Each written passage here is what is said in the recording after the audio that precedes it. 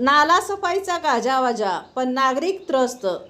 सांगली मिरज कुपवाडमध्ये यंत्रसामुग्रीचा तुटवडा की प्रशासनाचा हलगर्जीपणा. सांगली मिरज कुपवाड महानगरपालिका पावसाळ्याच्या पार्श्वभूमीवर शहरातील गटारे आणि नाल्यांची सफाई सुरू करत असल्याचा दावा करत आहे. मात्र वास्तव चित्र काही वेगळेच असल्याचे नागरिकांच्या तक्रारीमधून समोर येत आहे. शहरातील अनेक भागातून नाला आणि गटार सफाई अपूर्ण असल्याच्या तक्रारी सातत्याने प्रशासनाकडे दाखल होत आहेत. नागरिकांनी पाठपुरावा केल्यानंतर संबंधित अधिकारी आणि कर्मचाऱ्यांकडून धक्कादायक कारणे पुढे केली जात आहेत. यंत्रसामग्री उपलब्ध नाही, नाला सफाईसाठी आवश्यक मशीन नाहीत, JCB उपलब्ध नाही अशी कारणे देत सफाई कामातील अडथळ्यांची कबुलीच अधिकाऱ्यांकडून दिली जात असल्याचे नागरिकांचे म्हणणे आहे. याचबरोबर तांत्रिक आणि मानवनिर्मित अडचणींचा दाखला देत प्रशासनाकडून सफाई कामांना विलंब होत असल्याचे सांगितले जात आहे.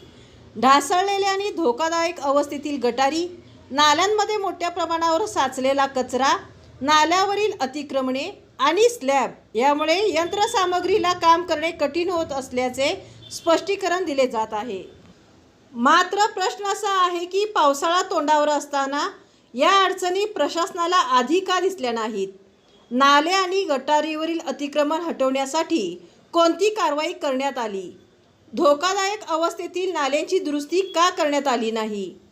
नागरिकांच्या सुरक्षेशी आणि आरोग्याशी संबंधित असलेल्या या गंभीर प्रश्नावर महानगरपालिकेचे आयुक्त नेमकी कोणती ठोस उपाययोजना करणार?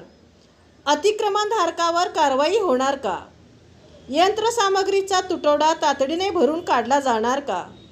की यंदाही पावसाळ्यात तुंबलेल्या गटारी, साचलेले पाणी आणि नागरिकांची गैरसोय हे चित्र पाहायला मिळणार?